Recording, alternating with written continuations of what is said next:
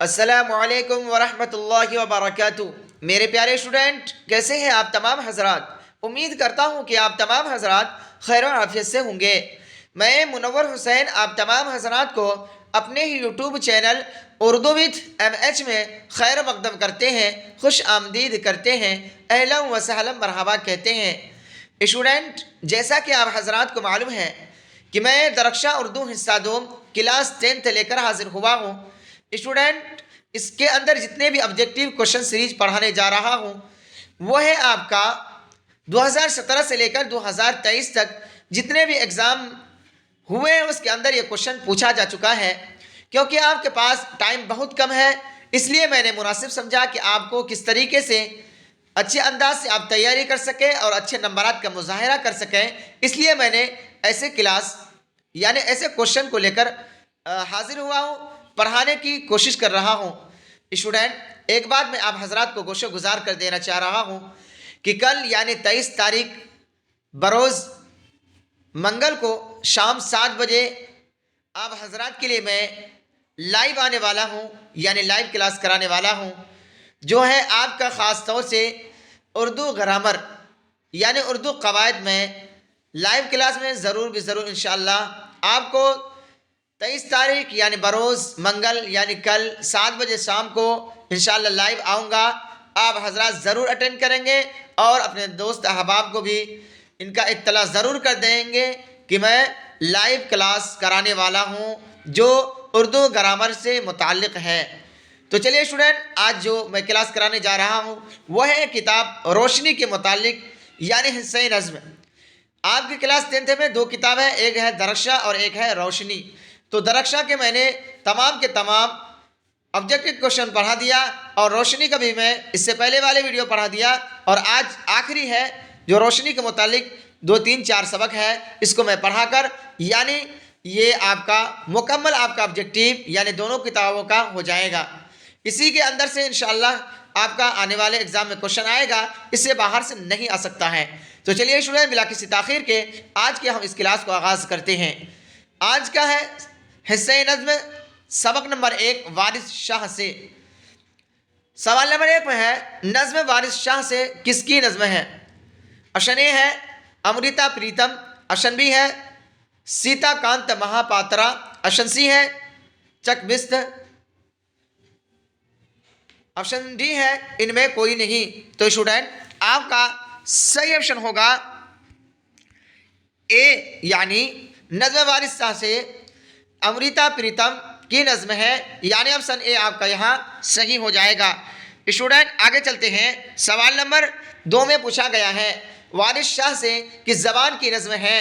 Option A है Urdu, option B है Punjabi, option C है अरबी, ऑप्शन डी है फ़ारसी। तो स्टूडेंट, आपका सही ऑप्शन होगा बी यानी वारिस शाह किस ज़बान की नज़्म है, वह पंजाबी ज़बान की नज़्म है, यानी ऑप्शन बी आपका यहाँ सही हो जाएगा। स्टूडेंट, आगे चलते हैं। सवाल नंबर 3 में पूछा गया है अमृता प्रीतम किस ज़बान की शायरा थी। ऑप्शन ए है उर्दू, ऑप्शन बी है फ़ारसी, ऑप्शन सी है पंजाबी, ऑप्शन डी है अरबी। तो स्टूडेंट, आपका सही ऑप्शन होगा सी यानी अमृता प्रीतम पंजाबी ज़बान की शायरा थी, यानी ऑप्शन सी आपका यहाँ सही हो जाएगा।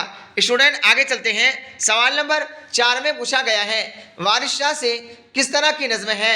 ऑप्शन ए है आज़ाद नज़्म, ऑप्शन बी है मुअर्रा नज़्म, ऑप्शन सी है पाबंद नज़्म, ऑप्शन डी है इनमें सब। तो स्टूडेंट, आपका सही ऑप्शन होगा ए यानी वारिस शाह आज़ाद नज़्म न है, यानी ऑप्शन ए आपका यहाँ सही हो जाएगा।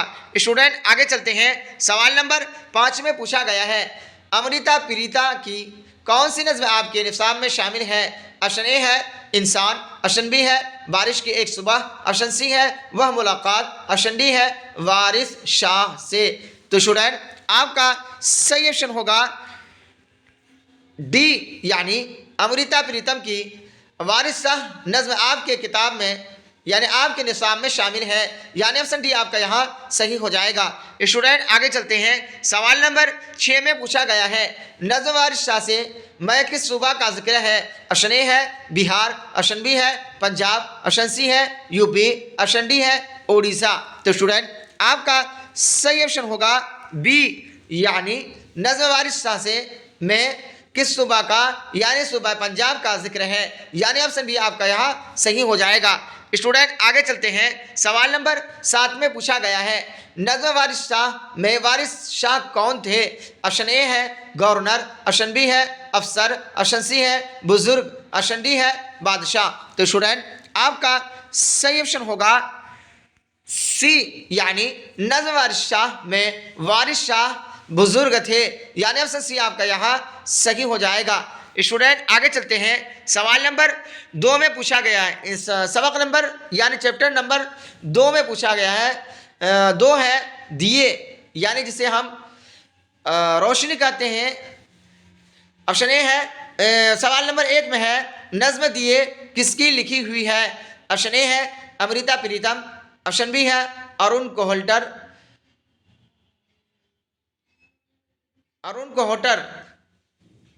ऑप्शन सी है सुशेंद्र शर्मा, ऑप्शन डी है इनमें कोई नहीं। तो स्टूडेंट आपका सही ऑप्शन होगा बी, यानी नज्म दिए गए अरुण कोहटर की लिखी हुई है, यानी ऑप्शन बी आपका यहाँ सही हो जाएगा।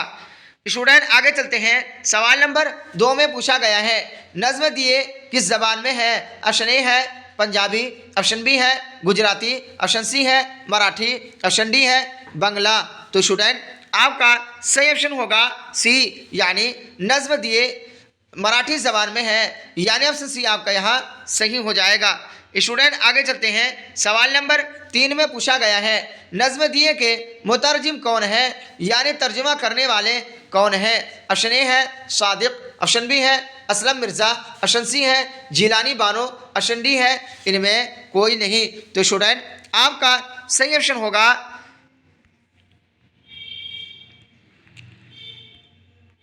ए, यानी नज्म दिए के मुतरजिम यानी तर्जमा करने वाले सादिक हैं, यानी ऑप्शन ए आपका यहाँ सही हो जाएगा। स्टूडेंट आगे चलते हैं, सवाल नंबर 4 में पूछा गया है नज्म दिए में किसके सड़ने की बात की गई है? ऑप्शन ए है सब्जी, ऑप्शन बी है खाना, ऑप्शन सी है जख्म, ऑप्शन डी है छोटी उंगली। तो स्टूडेंट आपका सही ऑप्शन होगा डी, यानी नज्म दिए में छोटी उंगली के सड़ने की बात की गई है, यानी ऑप्शन डी आपका यहाँ सही हो जाएगा। स्टूडेंट आगे चलते हैं, सवाल नंबर 5 में पूछा गया है अरुण कोल्हट्टर किस जबान के शायर हैं? ऑप्शन ए है उर्दू, ऑप्शन बी है गुजराती, ऑप्शन सी है ततालवी, ऑप्शन डी है मराठी। तो स्टूडेंट आपका सही ऑप्शन होगा डी, यानी अरुण कोल्हट्टर मराठी जबान के शायर हैं, यानी ऑप्शन डी आपका यहाँ सही हो जाएगा। स्टूडेंट आगे चलते हैं, सवाल नंबर 6 में पूछा गया है मराठी शायरी के पहले शायर कौन है? ऑप्शन ए है मुकंद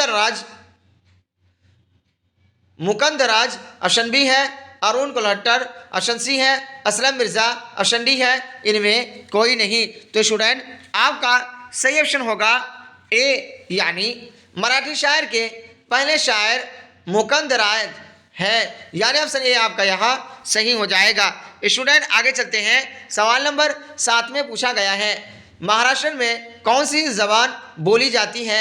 ऑप्शन ए है मलयालम, ऑप्शन बी है मराठी, ऑप्शन सी है उर्दू, ऑप्शन डी है पंजाबी। तो स्टूडेंट आपका सही ऑप्शन होगा बी, यानी महाराष्ट्र में मराठी जबान बोली जाती है, यानी ऑप्शन बी आपका यहाँ सही हो जाएगा।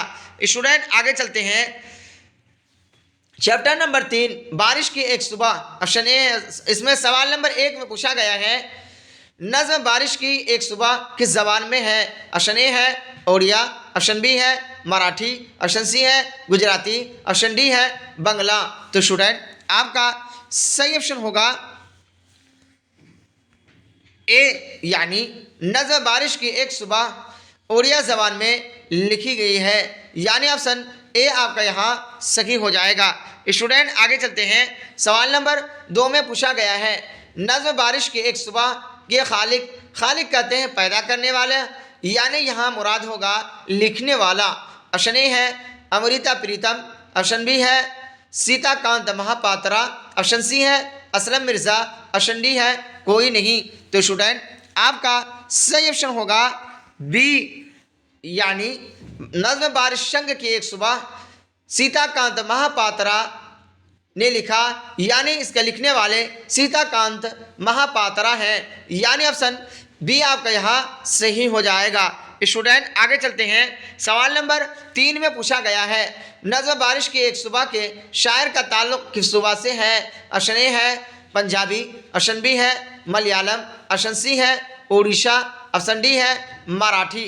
तो स्टूडेंट आपका सही ऑप्शन होगा सी, यानी नज़्म बारिश की एक सुबह के शायर का ताल्लुक़ सुबह उड़ीसा से है, यानी ऑप्शन सी आपका यहाँ सही हो जाएगा।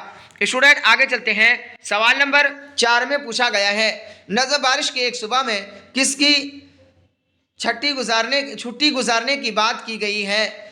ऑप्शन ए है सर्दी, ऑप्शन बी है गर्मी, ऑप्शन सी है दिवाली, ऑप्शन डी है दशहरा। तो स्टूडेंट आपका सही ऑप्शन होगा डी, यानी नज़्म बारिश की एक सुबह में दशहरा की छुट्टी गुजारने की बात की गई है, यानी ऑप्शन डी आपका यहाँ सही हो जाएगा। स्टूडेंट आगे चलते हैं। सवाल नंबर 5 में पूछा गया है, सीताकांत महापात्रा का ताल्लुक़ किस सूबा से है? ऑप्शन ए है उड़ीसा, ऑप्शन बी है पंजाब, ऑप्शन सी है यूपी, ऑप्शन डी है बिहार। तो स्टूडेंट आपका सही ऑप्शन होगा ए, यानी सीताकांत महापात्रा का ताल्लुक़ सूबा उड़ीसा से है, यानी ऑप्शन ए आपका यहाँ सही हो जाएगा। स्टूडेंट आगे चलते हैं। सवाल नंबर 6 में पूछा गया है, ओडिया ज़बान किस सूबा में बोली जाती है? ऑप्शन ए है यूपी, ऑप्शन बी है बंगाल, ऑप्शन सी है बिहार, ऑप्शन डी है ओडिशा। तो स्टूडेंट आपका सही ऑप्शन होगा डी, यानी ओडिया ज़बान सूबा उड़ीसा में बोली जाती है, यानी ऑप्शन डी आपका यहाँ सही हो जाएगा। स्टूडेंट आगे चलते हैं। चैप्टर नंबर 4 इंसान, इसमें सवाल नंबर 1 में पूछा गया है, नज़्म इंसान किस ज़बान में है? ऑप्शन ए है ओडिया, ऑप्शन बी है मराठी, ऑप्शन सी है तेलुगु, ऑप्शन डी है पंजाबी। तो स्टूडेंट आपका सही ऑप्शन होगा सी, यानी नज़्म इंसान तेलुगु ज़बान में है, यानी ऑप्शन सी आपका यहाँ सही हो जाएगा। स्टूडेंट आगे चलते हैं। सवाल नंबर 2 में पूछा गया है, नज़्म इंसान के खालिक, ये खालिक के माने होते हैं पैदा करने वाला, तो यहाँ माना मुराद होगा लिखने वाला। खालिक के नाम बताएं। ऑप्शन ए है सुशेंद्र शर्मा, ऑप्शन बी है असलम मिर्ज़ा, ऑप्शन सी है अमृता प्रीतम, ऑप्शन डी है कोई नहीं। तो स्टूडेंट आपका सही ऑप्शन होगा ए, यानी नज़्म इंसान के लिखने वाले यानी खालिक सुशेंद्र शर्मा हैं, यानी ऑप्शन ए आपका यहाँ सही हो जाएगा। स्टूडेंट आगे चलते हैं। सवाल नंबर 3 में पूछा गया है, सुशेंद्र शर्मा किस ज़बान के शायर हैं? ऑप्शन ए है मराठी, ऑप्शन बी है तेलुगु, ऑप्शन सी है असामी, ऑप्शन डी है पंजाबी। तो स्टूडेंट आपका सही ऑप्शन होगा बी, यानी सुशेंद्र शर्मा तेलुगु ज़बान के शायर हैं, यानी ऑप्शन बी आपका यहाँ सही हो जाएगा। स्टूडेंट आगे चलते हैं। सवाल नंबर 4 में पूछा गया है, तेलुगु किस सूबा में बोली जाती है? ऑप्शन ए है यूपी, ऑप्शन बी है आसाम, ऑप्शन सी है पंजाब, ऑप्शन डी है आंध्र प्रदेश। तो स्टूडेंट आपका सही ऑप्शन होगा डी, यानी तेलुगु सूबा आंध्र प्रदेश में बोली जाती है, यानी ऑप्शन डी आपका यहाँ सही हो जाएगा। स्टूडेंट आगे चलते हैं। सवाल नंबर 5 में पूछा गया है, सुशेंद्र शर्मा किस ज़बान के शायर हैं? ऑप्शन ए है कन्नड़, ऑप्शन बी है मराठी, ऑप्शन सी है तेलुगु, ऑप्शन डी है बंगला। तो स्टूडेंट आपका सही ऑप्शन होगा सी, यानी सुशेंद्र शर्मा तेलुगु ज़बान के शायर हैं, यानी ऑप्शन सी आपका यहाँ सही हो जाएगा। स्टूडेंट आगे चलते हैं। सबक नंबर 5 वह मुलाकात, सवाल नंबर 1 में पूछा गया है, नज़्म व मुलाकात के शायर कौन है? ऑप्शन ए है अमृता प्रीतम, ऑप्शन बी है सचिद आनंद, ऑप्शन सी है अरुण कोल्हट्टर, ऑप्शन डी है इनमें कोई नहीं। तो स्टूडेंट आपका सही ऑप्शन होगा बी, यानी नज्म वह मुलाकात के शायर सचीद आनंद हैं, यानी ऑप्शन बी आपका यहाँ सही हो जाएगा। स्टूडेंट आगे चलते हैं। सवाल नंबर 2 में पूछा गया है नज्म व मुलाकात किस जबान में है? ऑप्शन ए है मलयालम, ऑप्शन बी है उड़िया, ऑप्शन सी है मराठी, ऑप्शन डी है बंगला। तो स्टूडेंट आपका सही ऑप्शन होगा ए, यानी नज्म वह मुलाकात मलयालम जबान में है, यानी ऑप्शन ए आपका यहाँ सही हो जाएगा।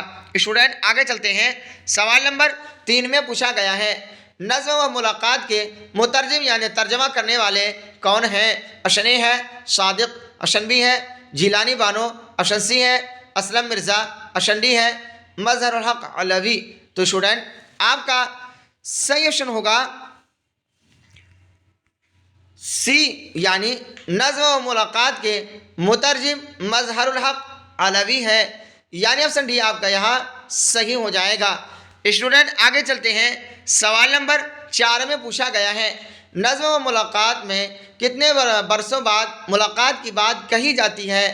ऑप्शन ए है 50, ऑप्शन बी है 30, ऑप्शन सी है 40, ऑप्शन डी है 20। तो स्टूडेंट आपका सही ऑप्शन होगा सी, यानी नज्म व मुलाकात में 40 बरसों बाद मुलाकात की बात कही जाती है, यानी ऑप्शन सी आपका यहाँ सही हो जाएगा। स्टूडेंट आगे चलते हैं। सवाल नंबर 5 में पूछा गया है नज्म व मुलाकात में दीमक किसे चटकर जाती है? ऑप्शन ए है किताब को, ऑप्शन बी है कॉपी को, ऑप्शन सी है ग्रुप फोटो को, ऑप्शन डी है नोटिस को। तो स्टूडेंट आपका सही ऑप्शन होगा सी, यानी नज्म व मुलाकात में दीमक ग्रुप फोटो को चटकर जाती है, यानी ऑप्शन सी आपका यहाँ सही हो जाएगा। स्टूडेंट आगे चलते हैं। आज का क्लास का आखिरी क्वेश्चन यानी क्वेश्चन नंबर 6, इसमें पूछा गया है मलयालम किस रियासत की यानी किस स्टेट की ज़बान है? ऑप्शन ए है केरला, ऑप्शन बी है यूपी, ऑप्शन सी है मराठी, ऑप्शन डी है उड़िया। तो स्टूडेंट आपका सही ऑप्शन होगा ए, यानी मलयालम केरला रियासत की ज़बान है, यानी ऑप्शन ए आपका यहाँ सही हो जाएगा। स्टूडेंट यहीं तक रहा आज का ये मेरा क्लास। अगर आप हजरात को मेरी ये क्लास ये वीडियो अच्छी लगे तो आप ज़्यादा से ज़्यादा शेयर करें और अपने दोस्तों को इस चैनल से जुड़ने की तलकीन करें ताकि वह आपकी तरह हर नए नए वीडियो से इस्तेफादा हासिल कर सके। तो चलिए स्टूडेंट फिर मिलते हैं कल लाइव क्लास में।